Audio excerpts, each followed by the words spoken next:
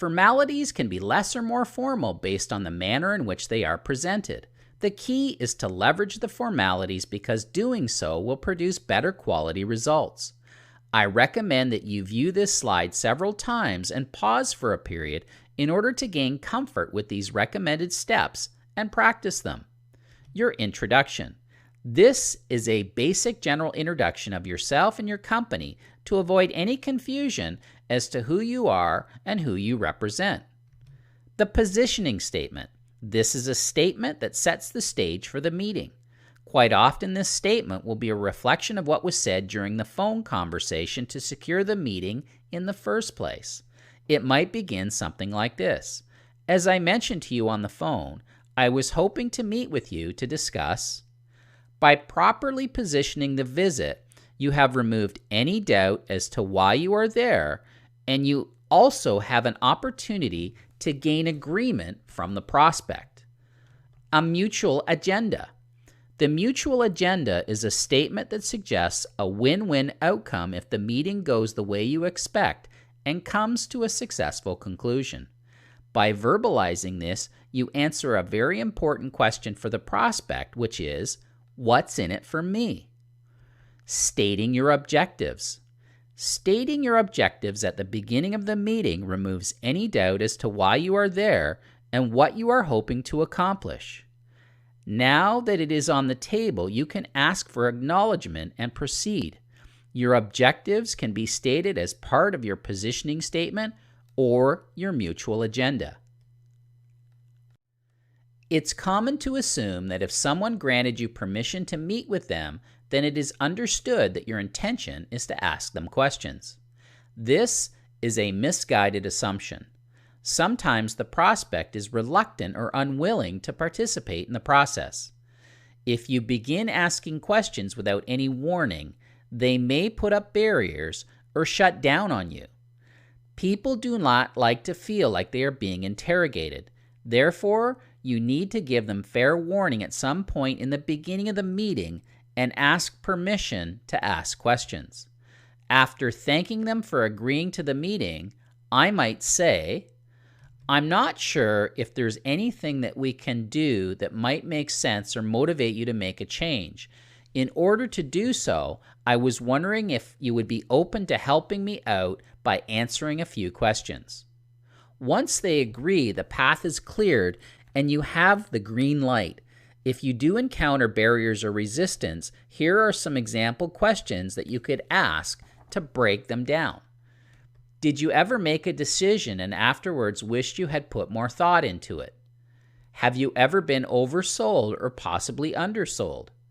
Have you ever made a decision to purchase something and regretted making the decision afterwards because it wasn't the right solution or it failed to meet your expectations?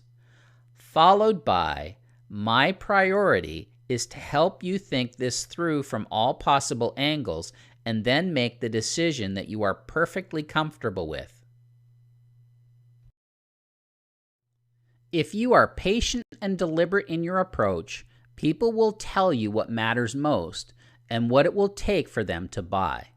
You can't lose by asking, listening, learning, and helping. As a trainer of facilitator-led sales training workshops, I've learned many valuable lessons. One of the most notable lessons that I learned was that some workshop attendees are reluctant participants.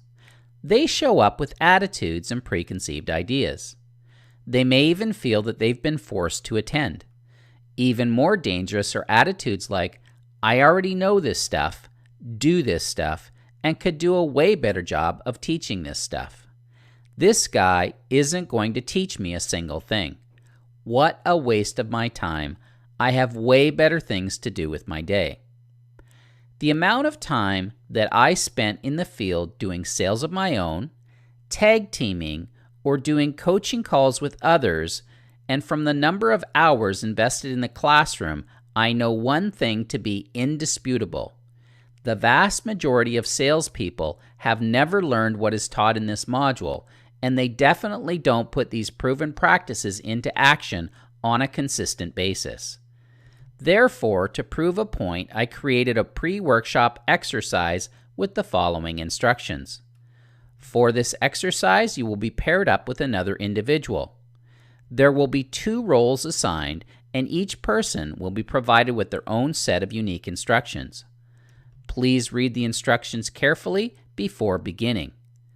It is important that you do not ask the facilitator any questions.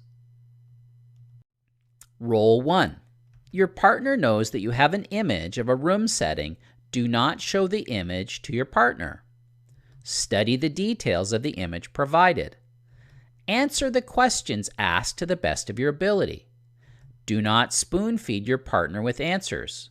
Make them work for the information.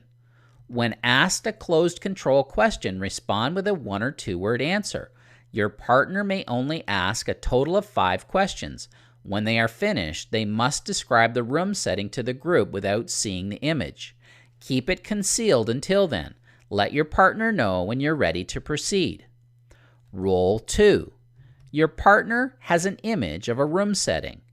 You may ask your partner a total of 5 questions. When you are finished, you will be asked to describe the room setting to the rest of the group.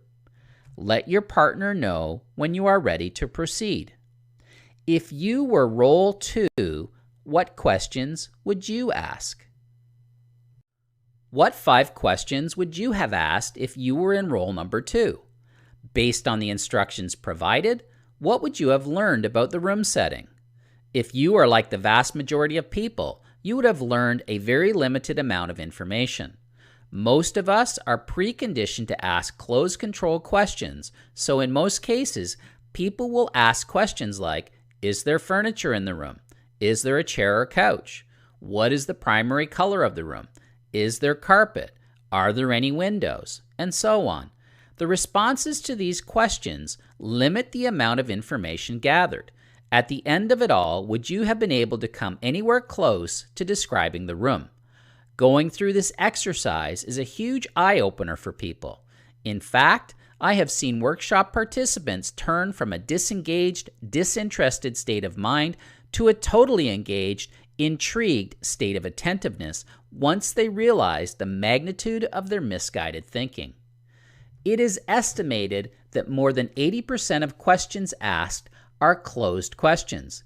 If your goal during a sales appointment is to acquire a maximum amount of quality information in the least amount of time, you must raise your consciousness regarding the application of questions. In this section, we will review different types of questions, define each, and provide a variety of examples. Now it is time to turn our attention towards the subject of questions.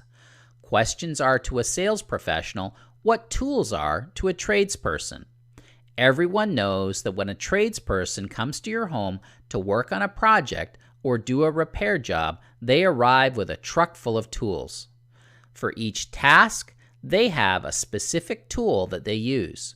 Each tool has been designed for a purpose with efficiency, productivity, and ease of use in mind. Do you understand the tools in your toolbox? Are you using them effectively and gaining maximum impact with them?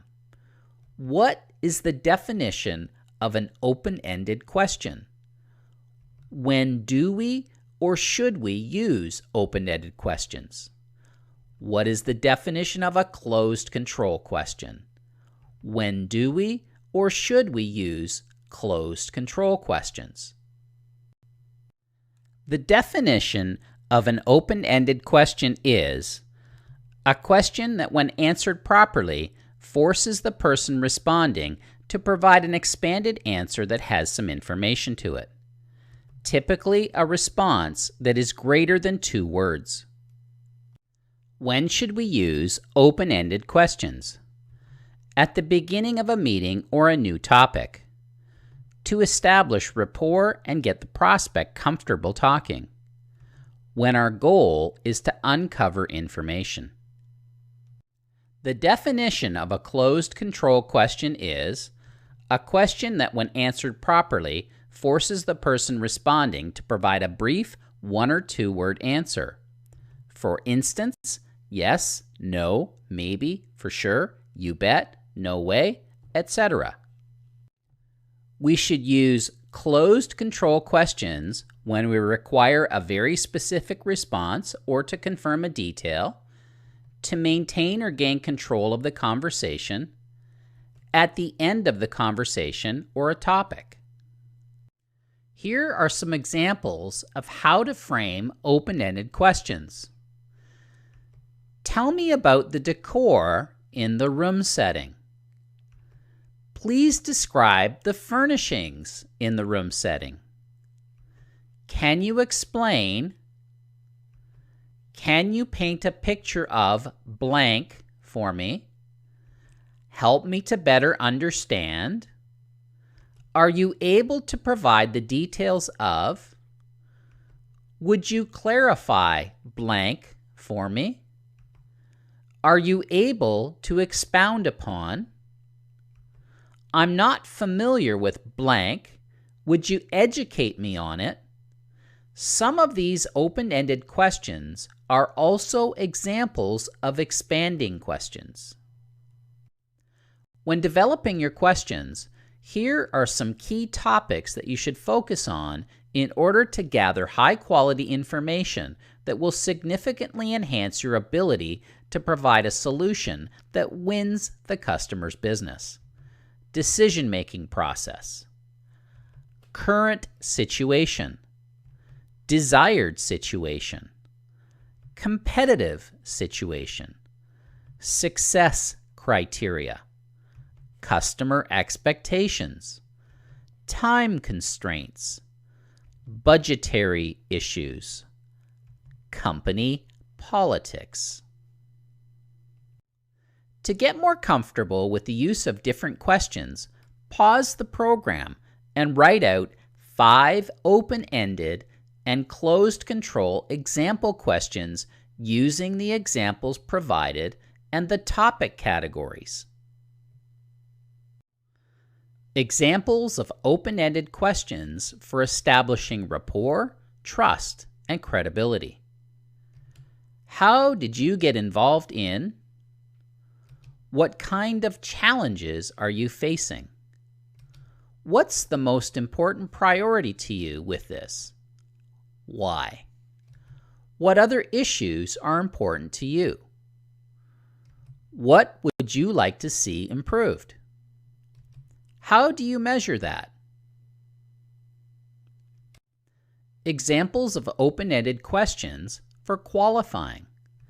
If money were no object and you could wave a magic wand and create the ideal solution, can you describe what the remedy would look like or do for your business? What do you see as the next action steps? What is your timeline for implementing, purchasing this type of product or service? Examples of open-ended questions for information gathering. What prompted you to look into this? What are your expectations for this service? What process did you go through to determine your needs? How do you see this happening? What is it that you'd like to see accomplished? With whom have you had success in the past? Can you help me understand that a little better? What does that mean? How does that process work now? What challenges does that process create? What challenges has that created in the past?